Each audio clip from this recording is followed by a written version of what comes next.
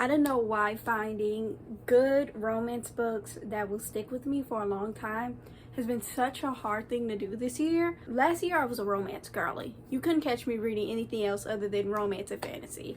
This year I've read like 2 solid romance books that I really like. I feel like they will be some of my all-time favorite romance books. If you're looking for a good romance book recommendation and you like romance but you like romance with more of a substance, or if you don't like romance and you want a good recommendation that'll be worth your time and that'll be full of a lot of stuff other than the romance, you've come to the right place.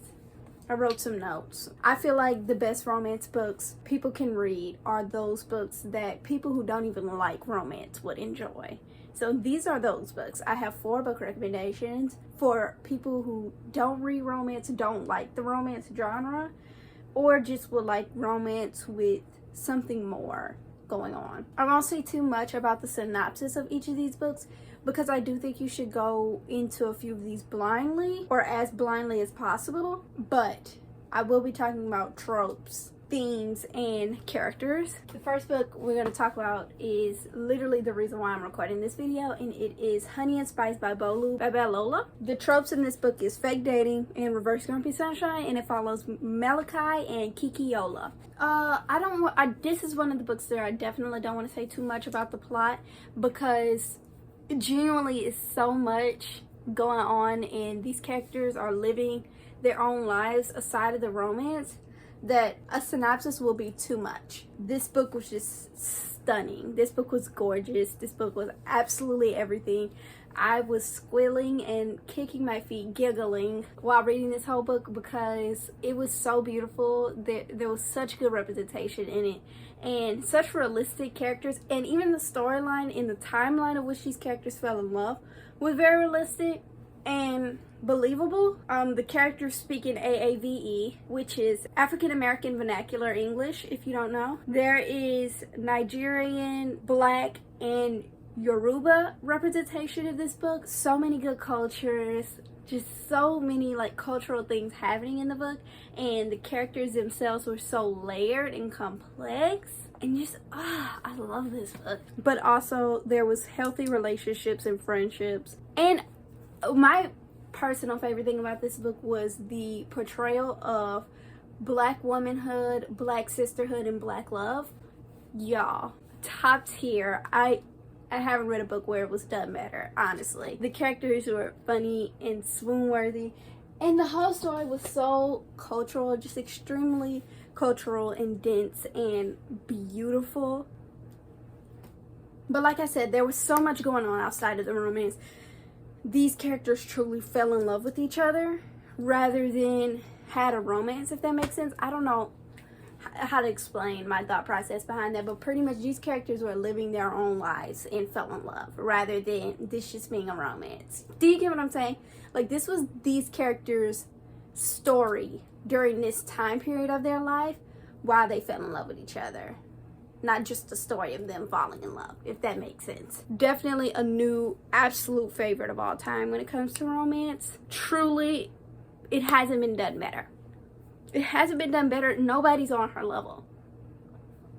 Then we have the one book in which I talk about literally all the time. This is kind of my go-to recommendation up until reading Honey and Spice recently, that the second anybody would ask me for a romance book recommendation, this would be the book that I recommend, which is Take a Hint, Danny Brown by Talia Hibbert. If you can see, my copy's like beat up. Like, this girl has been through it. And that is because I read this book so often that it's literally falling apart at this point. Like, I adore this book with everything in me. And I can't explain why exactly, other than the fact that it was the romance story for strong women falling in love. I feel like so many romance books, which is what I mean when I say I have such a hard time finding good romance books, because I'm kind of very picky about how the characters act, the love interest, the like things that they do in their everyday life. Like, if they're not doing anything in their life and they're literally just falling in love, just waiting on romance to happen and stuff, I'm like, I'm bored. Like, I truly don't care. I'm sorry. This book follows Danny and Zafir. They work together at a university. Zafir is a security guard and Dani is an English teacher. Dani's also this workaholic. And Zafir also runs this non-profit where he teaches young boys to dismantle toxic masculinity and take care of their mental health. Dani is such a strong and stable woman, and Zafir is such an emotionally and physically healthy man. Swooning. Oh, and I think that's what I liked most about this book, was the fact that Dani was this workaholic and purpose-driven, work-driven woman.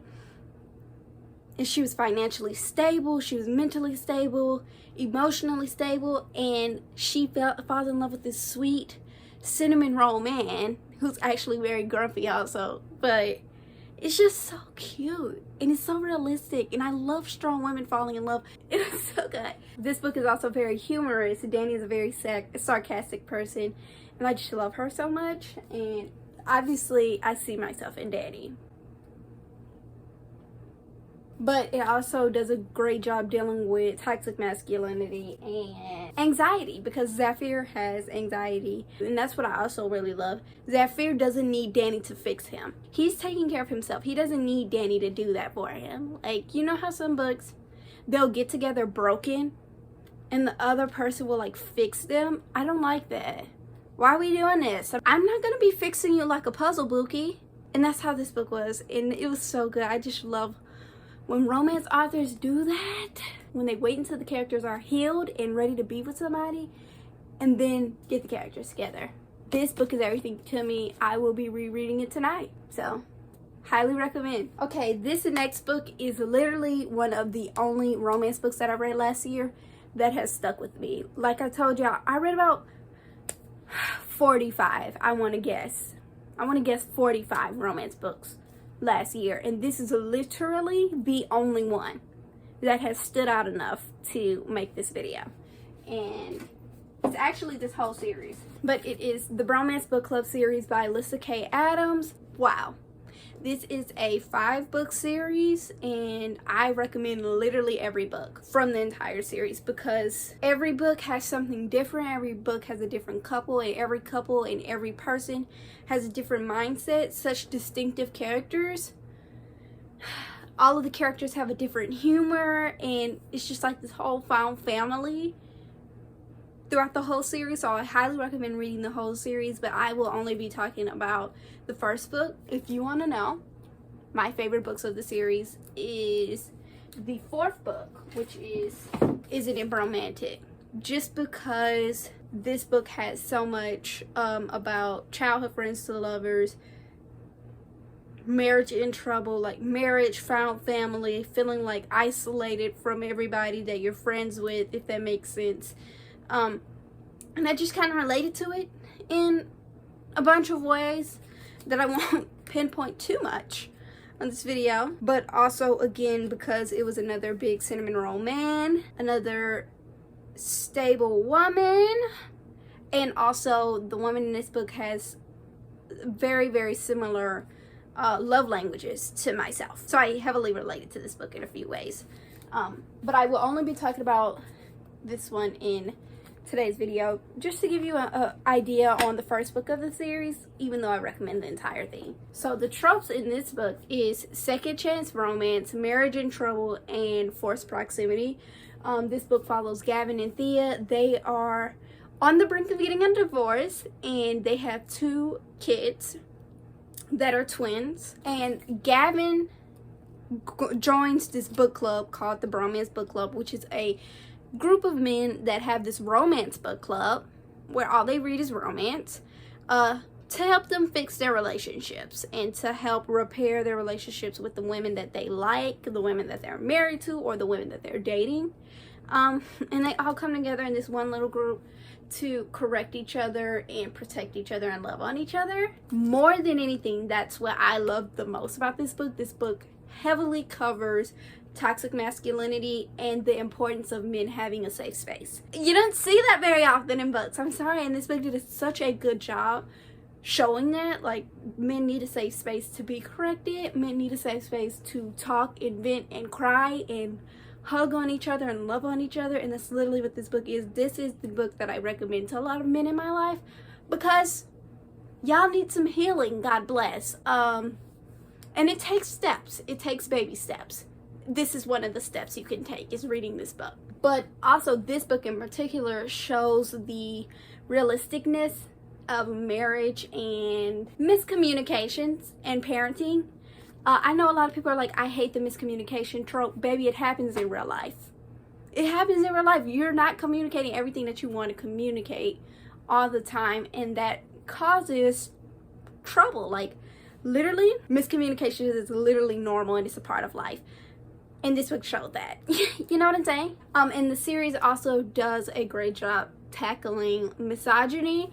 Now, when we get to books 2 and 3, it does tackle the Me Too movement a lot. And if that's a trigger warning, I would tell you to go ahead and skip those and go straight to Isn't It Romantic and A Very Merry Bromance, which is book 4 and 5. So yes, this is one of my favorite romance books of all time. Obviously, we're talking about that in this video, but this is specifically the one book that I recommend to men a lot, especially when they're asking for a romance recommendation. And I just think it would be such an impactful novel, even for women to read too, because I personally think reading is literally about having an open mind, and we need the perspective of men getting help as well. That's just a fact. We need to see their point of view too.